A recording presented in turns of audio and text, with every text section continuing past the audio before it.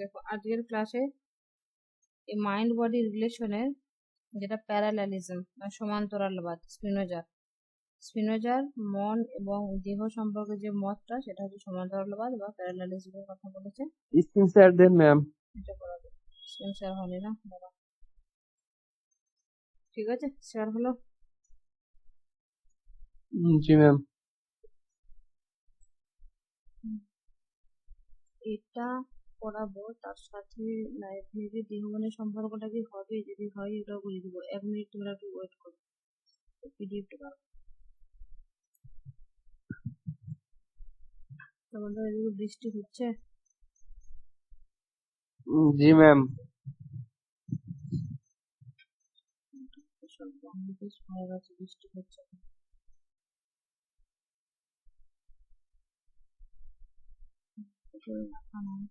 Live নিজের পুরো ফিলসফিটাই একটা পিডিএফের মধ্যে আছে, এর মধ্যে পেয়ে যাবো। প্রি এস্টাবলিশড হারমোনি এটা পড়িয়ে দিয়েছি তোমাদেরকে। মাইন্ড বডি রিলেশনের যে ইয়েটা ছিল তোমাদের দর্শনের সমস্যাগুলি, দেখবে একটা পার্ট, একটা চ্যাপ্টার রয়েছে, দেখেছো কি? জি ম্যাম। ওটা দেখবে প্রি এস্টাবলিশড হারমোনিটা প্রথমে পড়িয়ে দিয়েছি। আগের দিনে ডেকার্টের মতে যে মাইন্ড বডির যে সম্বন্ধটা কি সেটা পড়িয়েছে। আজকে তোমার স্পিনোজা লাইবনিজের মতটা পড়াবো, ঠিক আছে? লাইবনিজের মতটা বার করেছে, স্পিনোজাটা প্রথমে পড়িয়ে দিই। তোমাদেরকে ওটা দেখাবো কি বুকটা সামনে রেখে, না বুঝতে পারছো আর দেখাবার দরকার নাই? তোমাদের সামনে যদি বুকটা আছে নিজেরা খুলে রাখো, তাহলে দেখতে পারবে যে একটা পর একটা হচ্ছে, কোনখানটা হচ্ছে রিলেট করতে পারবে। কিছু কোনো কিছু দেখবে, আমরা যখন কোনো কিছু শুনি দেখি পিছনের কোনো কিছুর সাথে রিলেট করতে পারলে সেটা ভালো মনে থাকে। সেরকম আগে বইটা আমাদেরকে দেখে নিতে হবে, পুরো বইয়ের সিলেবাসটা, বইয়ের কোন অংশটা পড়ছি সেটা দেখে যদি পড়ো সেটার মধ্যে অ্যাক্টিভনেসটা বেড়ে যাবে। দেখো, মন এবং দেহের সম্পর্ক যেটা, সেটা হচ্ছে সমান্তরালবাদ। এই কথাটা কে বলেছে? স্পিনোজার মত। এটা আর ইংলিশে এটা সাইডে লিখে দিবে, নাম্বার একটু বেশি হয়তো দিতে পারে টিচাররা। The relation between mind body relation, সেটার নাম হলো প্যারালালিজম। ডেকার্ট যেটা বলেছিল, ডেকার্টের মধ্যে দেহ মনের সম্পর্ককারী, ওটা দ্বৈতবাদের কথা বলেছিল ডেকার্ট। কেন দ্বৈতবাদ বলতো?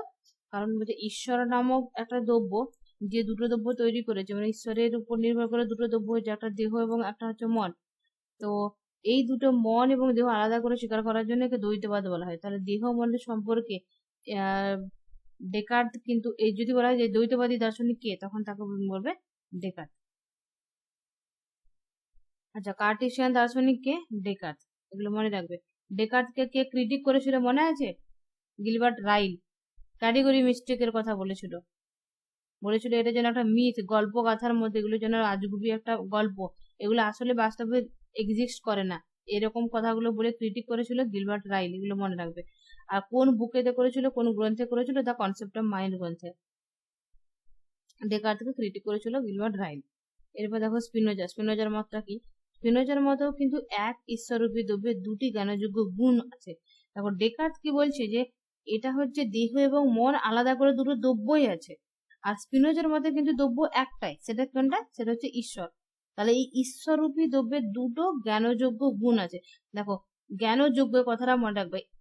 স্পিনোজার মতে কিন্তু গুণ অনেক আছে ঈশ্বরের প্রচুর গুণ আছে, সব গুণগুলোকে আমরা জানতে পারি না। আমরা শুধুমাত্র দুটো গুণকেই জানতে পারি, সেটা হচ্ছে বিস্তৃতি এবং চেতনা। আর এই দুটো গুণকে জানতে পারি বলে এই দুটো গুণকে জ্ঞানযোগ্য গুণ বলেছি। বোঝা গেল? ঈশ্বরের অনেক গুণের মধ্যে আমরা শুধুমাত্র এই দুটো গুণকে জানতে পারি, সেটা বিস্তৃতি এবং চেতনা। তাহলে এই বিস্তৃতিটা কার ধর্ম? সেটা হচ্ছে জড়ের ধর্ম। আর চেতনাটা হলো তোমার মনের ধর্ম বা আত্মার ধর্ম। হলো দেহ মানে কি? জড়। তো তাহলে জড় বা দেহ ধর্ম কি? বিস্তৃতি। আর চেতনা বা আমাদের মন বা আত্মার ধর্ম হলো তোমার চেতনা। এই মন বা তোমার আত্মার যে ধর্ম সেটা হলো তোমার চেতনা। তাহলে একই দ্রব্য দুই ভাবে আমাদের সামনে প্রকাশিত হচ্ছে। বলছে একটাই দ্রব্য, ঈশ্বরটাকে আমরা জানতে পারি, ঈশ্বরের দুটো গুণকে জানছি, একটা বিস্তৃতি এবং চেতনা। বলছে একটা দ্রব্যকে আমরা দুটো ভাবে দুই দিক থেকে দেখছি। ধরো কোনো একটা জিনিস, এখানে আমি তুলনা করতে পারি সেই জৈন দার্শনিক, তোমরা পড়োনি। ধরো যদি একটা হাতি, দর্শনটা তোমরা পড়োনি, তবু বাস্তবে যেটা ঘটে সেটা দেখো। ধরো চোখে দেখতে পায় না এরকম দুটো লোক আছে, ঠিক আছে? সে যদি হাতিটাকে, চোখটা বন্ধ করে হাতিটাকে স্পর্শ করে হাতির পাটাকে, তাহলে সে কি বলবে? হাতিটা কিসের মতো দেখতে? থাম্বার মতো দেখতে বলবে কি বলবে না?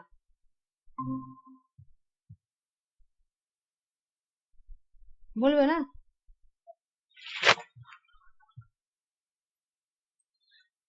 তার থাম্বার মতো বলছে। আর যে হাতির কানগুলোকে স্পর্শ করবে চোখ বন্ধ করে, সে কি বলবে? হাতিটা কুলোর মতো দেখতে।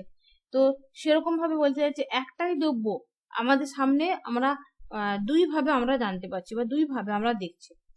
একদিকে আমরা জানি চেতনার সাহায্যে, আর অপর দিকে আমরা জানি বাস্তবে, যেটা সেটা হচ্ছে বিস্তৃতিমূলক একটা জ্ঞানের সাহায্যে। তাহলে এই দুটির সম্পর্ক অত্যন্ত ঘনিষ্ঠ। ঈশ্বর এমন ভাবে এই কার্য গুণকে সৃষ্টি করেছেন যে এই দুটি গুণ যেন একই ঘড়ির দুটি দিক থেকে একই সময় প্রদর্শন করছে।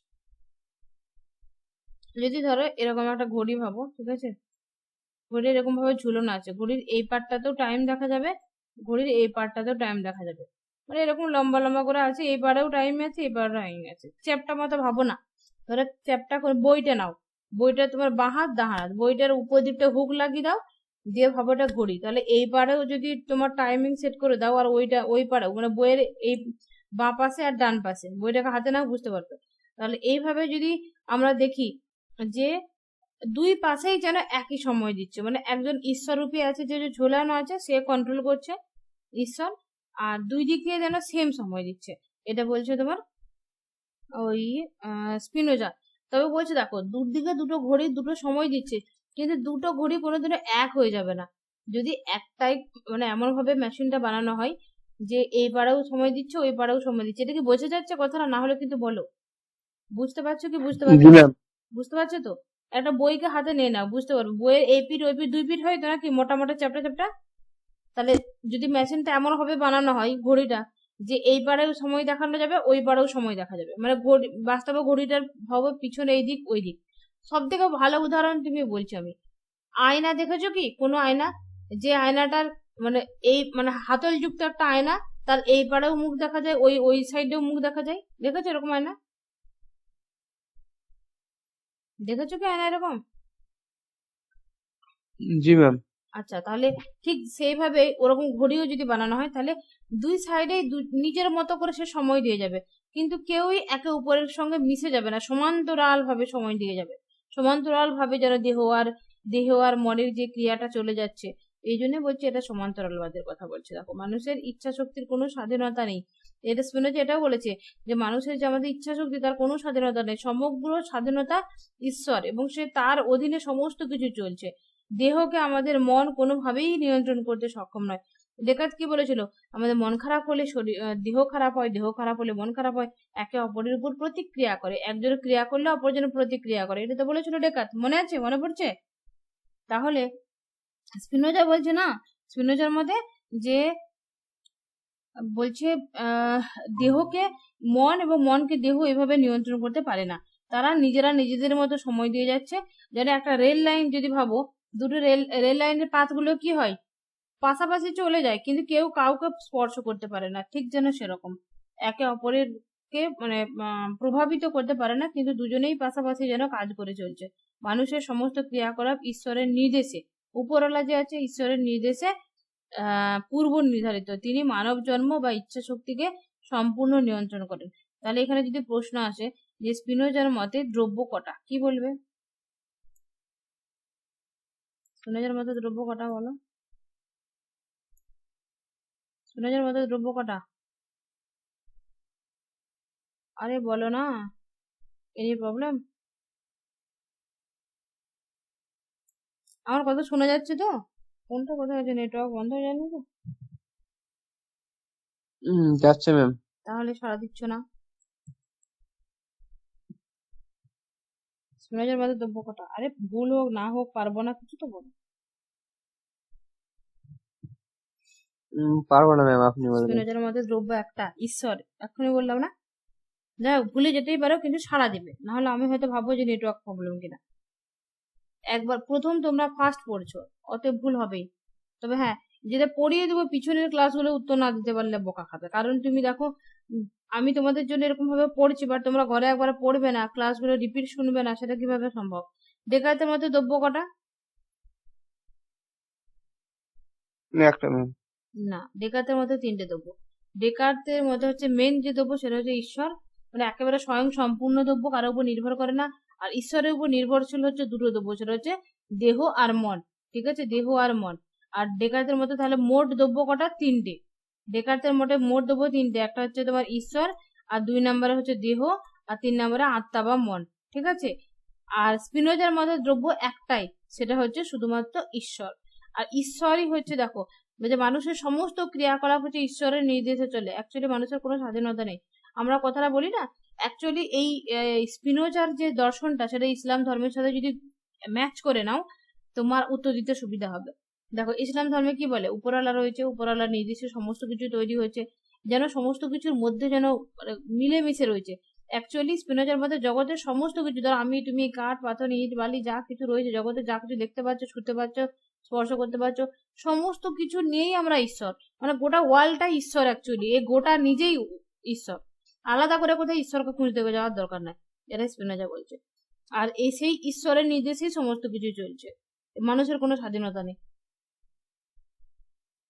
এবারে তোমার কাছে প্রশ্ন আসতে পারে, যদি এক্ষুনি বললে যে সমস্তটাই ঈশ্বর, আবার আমরাই যদি ঈশ্বর হয় তাহলে আমাদের স্বাধীনতা কেন নেই? আমরা কেন স্বাধীনভাবে করতে পারি না? তাহলে ঈশ্বর চালাচ্ছে, আমরা পরাধীন কেন? এই প্রশ্নটা আসতে পারে। এই প্রশ্নের উত্তর অন্য ক্লাসে দেব। ঠিক আছে, তাহলে ঈশ্বর সম্পর্কে দেহ মনের যে সম্পর্কটা, সরি, মাইন্ড বডি বা দেহ মনের যে সম্পর্ক, সেটা হচ্ছে সমান্তরাল বা প্যারালালিজম। এটা হচ্ছে তোমার স্পিনোজা দিয়েছে। আর ডেকার্তের মতে দেহ মনের যে সম্পর্কটার নাম সেটা হচ্ছে ইন্টারাকশনিজম বা ক্রিয়া প্রতিক্রিয়াবাদ। ডেকার্তের মতে দেহ মনের উপর এবং মন দেহের উপর ক্রিয়া করে, তার জন্য ক্রিয়া প্রতিক্রিয়াবাদ বলে। আমাদের মন খারাপ হলে দেহ খারাপ হয়, দেহ খারাপ থাকলে মন খারাপ হয়। এরকম সেরকম যেমন আমাদের জল তেষ্টা, বডির যখন জলের প্রয়োজন হয় তখন আমাদের মনের মধ্যে একটা তৃষ্ণা জাগে, আর মনের মধ্যে তৃষ্ণা জাগলে আমরা যখন খাই তখন বডি তৃপ্ত হয়। তাহলে এই উদাহরণগুলো দিয়েছে, তাহলে ঠিক সেইভাবে আমাদের মাইন্ড এবং বডির মধ্যে যে সম্বন্ধটা ক্রিয়া এবং প্রতিক্রিয়া করে থাকে।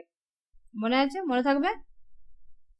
আর স্পিনোজার মতটা হলো প্যারালালিজম বা সমান্তরালবাদ। স্পিনোজার মতে ঈশ্বরের নির্দেশে এই তার যে সমস্ত কিছু চলে। আর ঈশ্বর রূপী দ্রব্য, এই দ্রব্যের হচ্ছে দুটো জ্ঞানযোগ্য গুণ রয়েছে। এটা ভেরি ভেরি ইম্পর্টেন্ট, যে নেটেতে খুব কোশ্চেনটা আসে যে ঈশ্বররূপী দ্রব্য, স্পিনোজার মধ্যে ঈশ্বররূপী দ্রব্যের কটা গুণ, সেটা বলবে দুটো গুণ। তো বহু, কিন্তু জানতে পারি আমরা দুটো গুণ, একটা হচ্ছে বিস্তৃতি এবং চেতনা। এগুলো হলো জ্ঞানযোগ্য গুণ।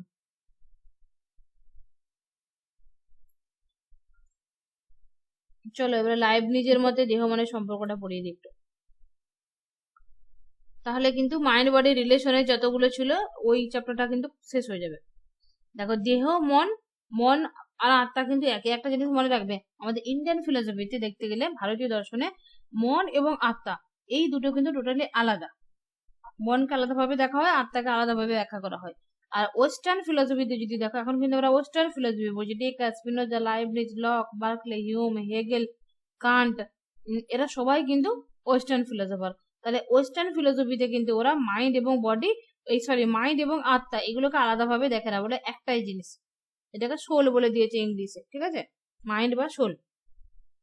এবার দেখো সে কি বলছে, বলছে পূর্ব প্রতিষ্ঠিত শৃঙ্খলাবাদ তত্ত্বটা কি মনে আছে? নাহলে একবার রিপিট করে দেবো।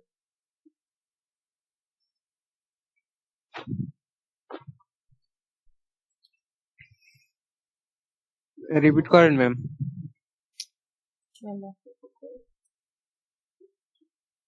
দেখো, এক নাম্বার তো শর্ট কোশ্চেনে আসতে পারে যে ডক্ট্রিন অফ প্রি এস্টাবলিশড হারমোনিটা কার দিয়েছে, কার এটা, বা পূর্ব প্রতিষ্ঠিত শৃঙ্খলাবাদ তত্ত্বটি কার, এটা অবশ্যই বলবে লাইবনিজের।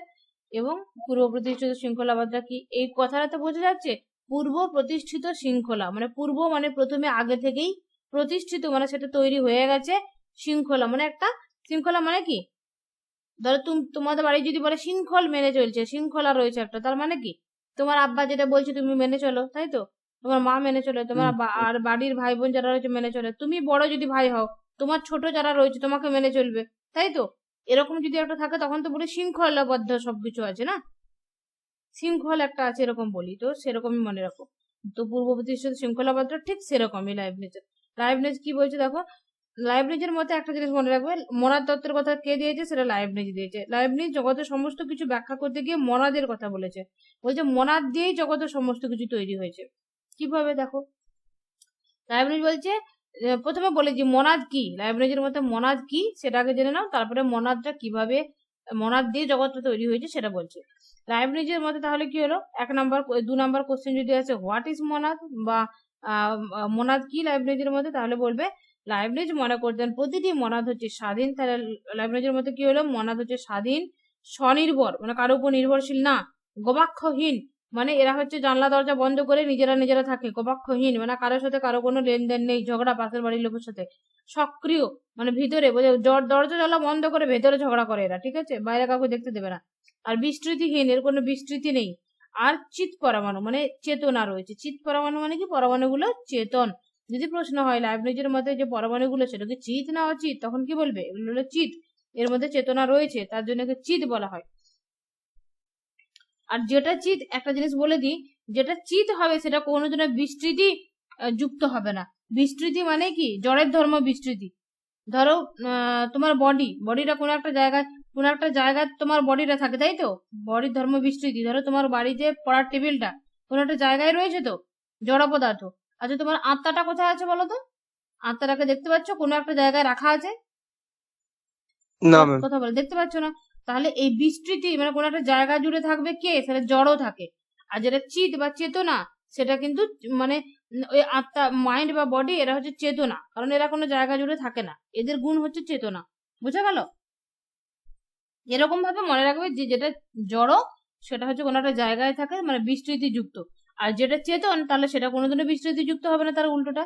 তাহলে মনাদ হলো কি স্বাধীন, মনাদ স্বনির্ভর, মনাদ গবক্ষহীন মানে দরজা জানলা বন্ধ করে থাকে, কারোর সাথে কারো লেনদেন থাকে না, এবং সে সক্রিয়, দরজা বন্ধ করে ঝগড়া করে ভেতরে। এই কথাগুলো এখন শুনো, পরে লিঙ্ক করতে পারবে। আর বিস্তৃতিহীন এবং চিৎ মানে চিৎ চেতনা আছে মানে এর মধ্যে বিস্তৃতি নেই। তাহলে তার মনাদ সম্পর্কিত এই সংজ্ঞাগুলি স্বীকার করে নিলে একটি সমস্যা দেখা যায়, তা হলো যে অসংখ্য মনাদগুলি কোনো ক্রমে একে অপরের উপর প্রভাব বিস্তারে সক্ষম নয়। এক্ষুনি কি বললাম যে তুমি তোমার বাবার কথা শোনো, তুমি তোমার মায়ের কথা শোনো, তোমার মা তার মায়ের কথা শুনে, তার আব্বার কথা শুনে। তাহলে এরকম করে যদি শুনতেই থাকে মনাদগুলো, এই যে প্রি এস্টাবলিশ হারমোনি মানে অ্যাকচুয়ালি বলতে চাইছি যে মনাদগুলো আগে থেকেই যেন সৃষ্টি করা আছে এমন ভাবে শৃঙ্খলা, একে অপরের মানে ওরা যেন মানে একটা শৃঙ্খল মেনে চলছে, ঠিক আছে। তাহলে বলছে যদি শৃঙ্খল মেনেই চলে তাহলে এটা স্বনির্ভর কি করে বলবো, গোবাক্ষহীন কেন বলবো, এর তাহলে একটা মানে বিরুদ্ধ কথা হয়ে যাচ্ছে না, মনে প্রশ্ন আসছে না? ও যদি স্বাধীনই হয়, স্বনির্ভরই হয়, তাহলে স্বনির্ভর যে, তাহলে সে আবার শৃঙ্খলা কেন মানবে? ধরো তোমাকে যদি বলি যে তুমি স্বনির্ভর, তাহলে স্বনির্ভর মানে তুমি তোমার আব্বার কথা, মায়ের কথা, ঘরে শিক্ষক শিক্ষিকা কারো কথা মানবে না, নিজের মতো করে যা খুশি করবে, তাই তো। তো স্বনির্ভরটা কি অর্থে এবার দেখো লাইবনিজের মতে, বলছে এরকম একটা ভাবলে মনে হবে যেন একটা উল্টো কথা বলছো। মনাদের সংজ্ঞা দিচ্ছে এক, আবার মনাদকে পূর্ব প্রতিষ্ঠিত শৃঙ্খলাবাদকে এটা যদি স্বীকার করা হয় তাহলে যেন সংজ্ঞার সাথে মিলছে না। তাহলে বলছে অসংখ্য মনাদগুলি কোনো ক্রমে একে অপরের উপর প্রভাব বিস্তারে সক্ষম নয়। একের সঙ্গে অপরের শৃঙ্খলা না থাকলে জাগতিক ঐক্য প্রতিষ্ঠা সম্ভব নয়। তাহলে এই ঐক্য কিভাবে সম্ভব? বলছে জগতের মধ্যে যে ঐক্যতা রয়েছে, ঐক্য রয়েছে তো, তাই তো। ধরো এই যে এখন প্রচুর গরম হলো, গরম হওয়ার পরে পানিগুলো বাষ্প হয়ে আকাশে উড়ে গেল, আকাশে উড়ে যাওয়ার পরে উপরে ঘনীভূত হয়ে মাটিতে পড়লো, মাটিতে পড়ে আবার বৃষ্টি হলো।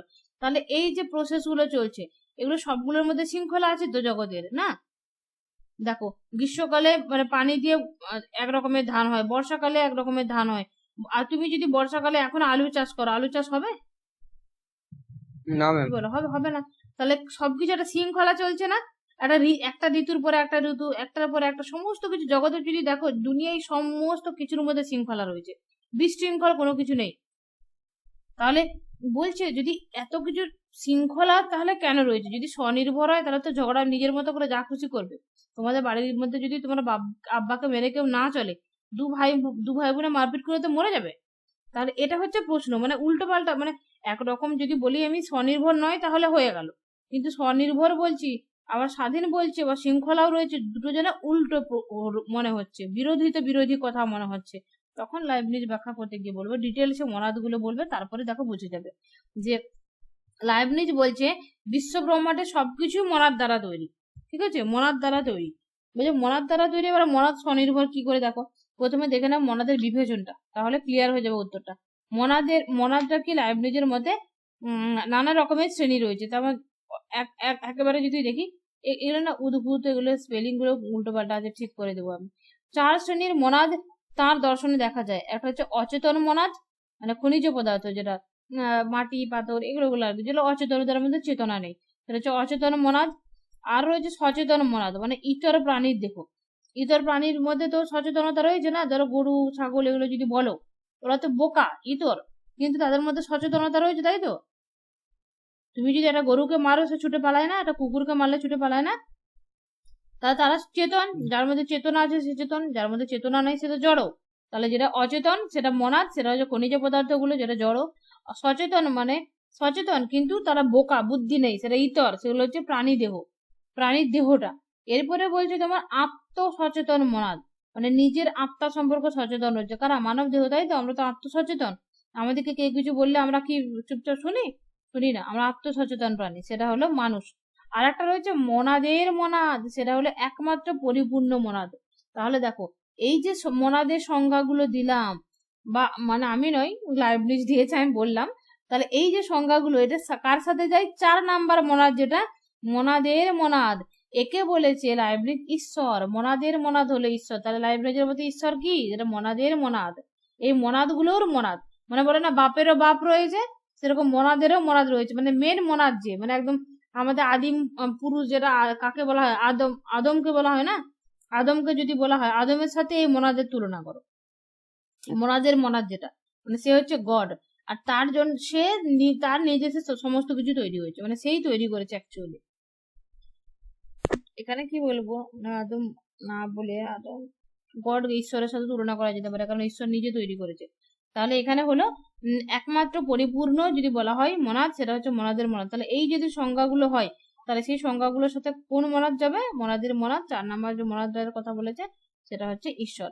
তখন বলছে যে যাকে আমরা ঈশ্বর বলছি, সে মনাদের যে মনাদ, সে এই বাকি মনাদ গুলোকে তৈরি করেছে, এবং এমন ভাবে তৈরি করে জগতে ছড়িয়ে দিয়েছে যে তুমি তোমার কাজ করো, তুমি তোমার কাজ করো, মানে সবাই যে যার নিজের নিজের কাজ করছে। ধরো একটা বাপ, সে তার 4টা বাটা, হ্যাঁ, 4টা বাটাকে এমন ভাবে গ্রাজুয়েশন পর্যন্ত বা 11-12 পর্যন্ত বাড়িতে রেখে পড়াশোনা করে দিয়েছে, বাড়ির শিক্ষাগুলো দিয়ে দিয়েছে, বাড়ির শিক্ষাটা এত সুন্দর করে দিয়েছে, দিয়ে তারপরে 4টা শহরে 4টা বেটাকে পাঠিয়ে দিয়েছে।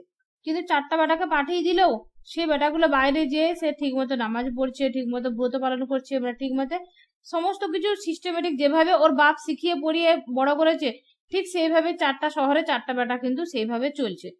তার আব্বা নাই বলে কিন্তু সে বিশৃঙ্খল ভাবে যা খুশি করছে না। তাহলে এটাই হচ্ছে মনাদের কাজ। বলছে যে মনাদের মনাদ, মানে যে ঈশ্বর একদম হায়েস্ট মনাদ, সে বাকি মনাদ গুলোকে তৈরি করেছে, জড় পদার্থকে এরকম তৈরি করে দিয়েছে, তুই এগুলো করবি, যে অচেতন মনাদকে তৈরি করে দিয়েছে, তোর কাজ এটা, তুই যে এটা করবি। মানব দেহ সচেতন মনাদকে মানুষদেরকে শিখিয়ে দিয়েছে তুমি এরকম এরকম করে চলবে, ঠিক সেইভাবেই চলছে তারা, কেউ কারো উপর প্রভাব করে না। আচ্ছা, কেউ কি কোনোদিনও কি তোমার বাড়ির যে জড় পদার্থটা, তোমার টেবিলটা রয়েছে, টেবিলটা কি তোমাকে এসে কোনোদিনও বলে যে এই তুই মামুন একবার বসে যা, তোরা তুই টেবিল হয়ে যা, আমি তোর হয়ে আমি একবার মানুষ হয়ে যাব? বলে তোমাকে কোনোদিনও? তোমার বাড়ির কুকুরটা কোনোদিনও এসে বলে না ম্যাম। যে আমার তুমি একদিনের জন্য কুকুর হয়ে যাও, আমি মানুষ হয়ে যাব? বা তুমি কোনোদিনও যে বলেছো কোনো তোমার বোনকে বা ভাইকে যে তুই একবার আমি হয়ে যা, আমি তুই হয়ে যাব? এরা কিন্তু হয় না, তুমি তোমার মতো করেই চলছো, সে তার মতো করেই চলছে। তাহলে জগতের সমস্ত মনাদগুলো তারা নিজের নিজের মতো করেই চলছে। ঠিক যেন একটা বাবা 4টা বেটাকে পড়াশোনা করে 4টা শহরে পাঠিয়ে দিলে তারা যেমন চলবে, ঠিক সেভাবেই। সেই জন্য বলছে পূর্ব প্রতিষ্ঠিত শৃঙ্খলাবাদ। তাহলে পূর্ব প্রতিষ্ঠিত কেন? যে ঈশ্বর তৈরি করার সময়, মানে মনাদের মনাদ যে তৈরি করার সময় তাদেরকে ওই গুণগুলো দিয়ে দিয়ে তৈরি করে পৃথিবীতে ছড়িয়ে মানে পাঠিয়ে দিয়েছে, ঠিক সেইভাবেই চলছে। তার জন্য কথাটা বলছে যে প্রি এস্টাবলিশড হারমোনি, মানে তাদের মধ্যে যে শৃঙ্খলা বোধ, তাদের মধ্যে যে এই চেনটা চলছে, তারা আগে থেকে ঈশ্বর ওইভাবে তৈরি করেই পাঠিয়েছে। আর একটা উদাহরণ দিচ্ছি, লাইব্রেরি নিজে দিয়েছে। আচ্ছা, বিয়ে বাড়িতে কোনোদিনও বাজনা শুনেছো?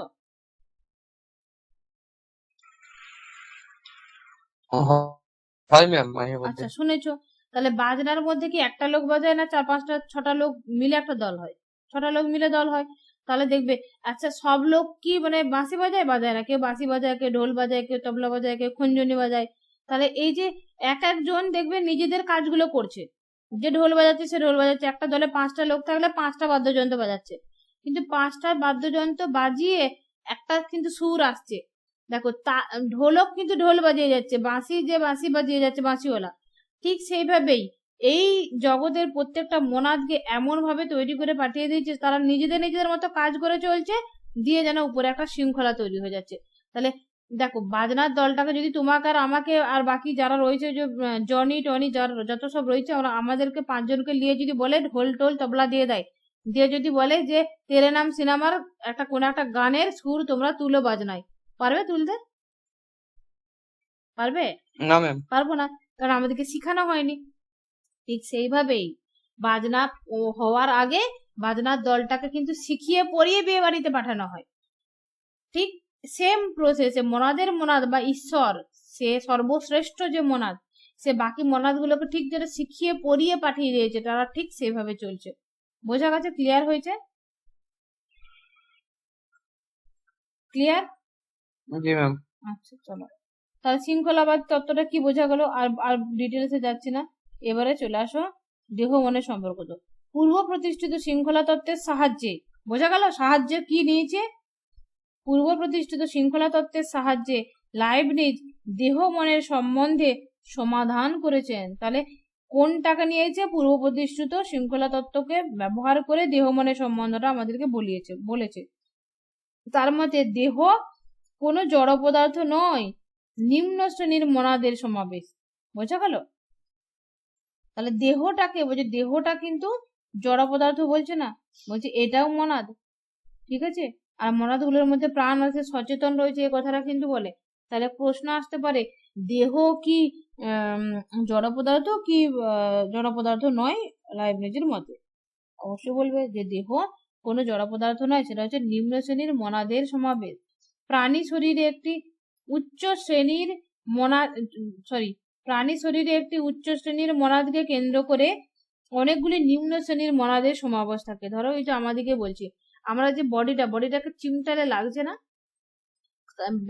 বলছে লাইব্রেরি বলছে এটার মধ্যেও মনাদ রয়েছে, সেই জন্য সচেতন রয়েছে, বডির মধ্যেও সচেতনতা রয়েছে, কিন্তু বডির যে সচেতনতাটা ওটা কম, মানে কম ওর মধ্যে পাওয়ারটা আর কি। নিম্ন শ্রেণীর মনাদ, ওটা বডিটা তৈরি হয়েছে নিম্ন শ্রেণীর মনাদ দিয়ে। আর নিম্ন শ্রেণীর কি কে কেন্দ্র করে হয়েছে? আমাদের একটা উচ্চ শ্রেণীর মনাদ, সেটা আত্মাকে কেন্দ্র করে। আমাদের হয় না, আত্মাটা দেহ থেকে বেরিয়ে গেলে কি হয়? আমরা মারা যাই, তো মারা গেলে কি হয়? তখন বডিটা পড়ে থাকে না? তাহলে ওই যে বলছে আত্মাটা বের হয়ে গেলে যে বডিটা পড়ে থাকছে, ওই বডিটা নিম্ন শ্রেণীর মনাদ দিয়েই তৈরি হয়েছে।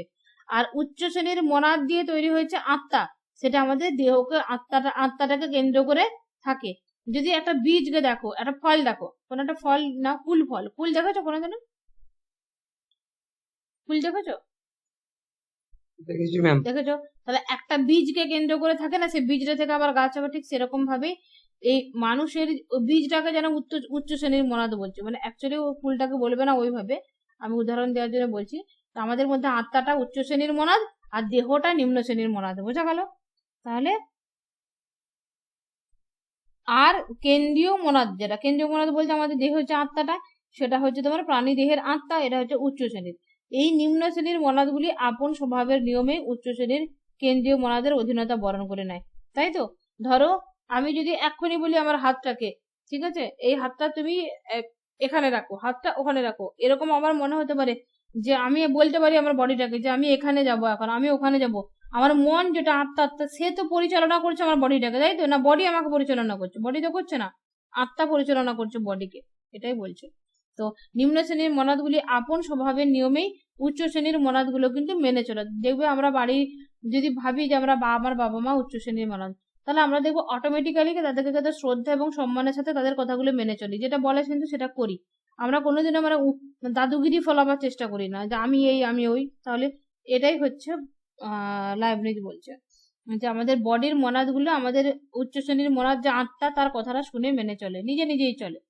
ফলে এইসব মনাদের সম্মিলিত যে রূপটা আমাদের কাছে এটা বাহ্যিক ঐক্য হিসেবে প্রতীয়মান হয়।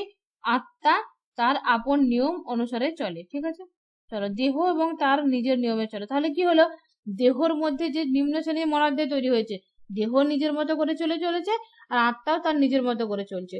আর দেহ আত্মার উপরে প্রভাব বিস্তার করছে, কিন্তু সেটা সে স্ব ইচ্ছায় মেনে নিচ্ছে, কারণ ওটা তার স্বভাব, ওইভাবেই তৈরি করা হয়েছে তাকে। কেউ কারো উপর কোনো রকম প্রভাব বিস্তার করছে না। তাহলে প্রথমে কি ছিল ডেকার্তের মতে, যে দেহ মনের উপর, মন দেহের উপর প্রতিক্রিয়া করে, সেটা হচ্ছে ক্রিয়া প্রতিক্রিয়াবাদ, ইন্টারাকশনিজম ডেকার্তের। আর লাইবনিজ অন্য কথা বলেছিল, লাইবনিজ মতে বলেছিল যে একটা রেল লাইনে দুটো পাতের মতো যেন সমান্তরাল ভাবে পাশাপাশি যাবে, কিন্তু কেউ কাউকে প্রভাবিত করবে না। একটা ঘড়ি যদি দুই দিকেই টাইম দেওয়া সেট করা হয়, তাহলে সেটা নিজেদের মতো করে টাইম দেবে, কেউ কারো উপর প্রভাব বিস্তার করবে না, সেটা বলেছিল স্পিনোজা। আর লাইবনিজ কি বললো, যে দেহ পূর্ব প্রতিষ্ঠিত শৃঙ্খলা, মানে আগে থেকে এমন ভাবে তৈরি করা হয়েছে, বডির মতো করে চলছে, মনের মতো করে চলছে, কেউ কারো উপর প্রভাব বিস্তার করে না। তবে পূর্ব প্রতিষ্ঠিত শৃঙ্খলার জন্যই উভয়ের ক্রিয়ার মধ্যে সামঞ্জস্য বর্তমান। তাহলে বলছে, তাহলে যদি বলা হয় যে কেউ কারো উপর প্রভাব করে না, তাহলে বডি নিজের কাজ করছে, মাইন্ডের কাজ করছে, এটা কেন? বলছে এটা আগে থেকে সেট করা আছে, তাই কেউ কারো উপর প্রভাব বিস্তার না করেও অটোমেটিক কাজ চলছে। প্রথম অবস্থায় ঈশ্বর প্রথম থেকে প্রতিটি মনাদকে এমন ভাবে নিখুঁত ভাবে এমন নিয়ম অনুসারে তৈরি করেছেন, যাতে প্রতিটি মনাদ নিজের নিয়মে চলে, অন্যান্য মনাদের সাথে সঙ্গতিপূর্ণ হয়ে। ধরো আমরা 4 ভাই বোন, আমরা 4টা শহরে বাস করি এখন, তাহলে 4টা রাজ্যে বাস করি। তাহলে এখানে কি হচ্ছে, আমাদেরকে কিন্তু এমন ভাবে তৈরি করে দিয়েছে যে আমরা কিন্তু, এত লাস্টে কে জয়েন করে, লেট কেন করলে? ক্লাসটা শেষের মুখে রেকর্ড শুনে নেবে, রেকর্ডটা দিয়ে দেবো।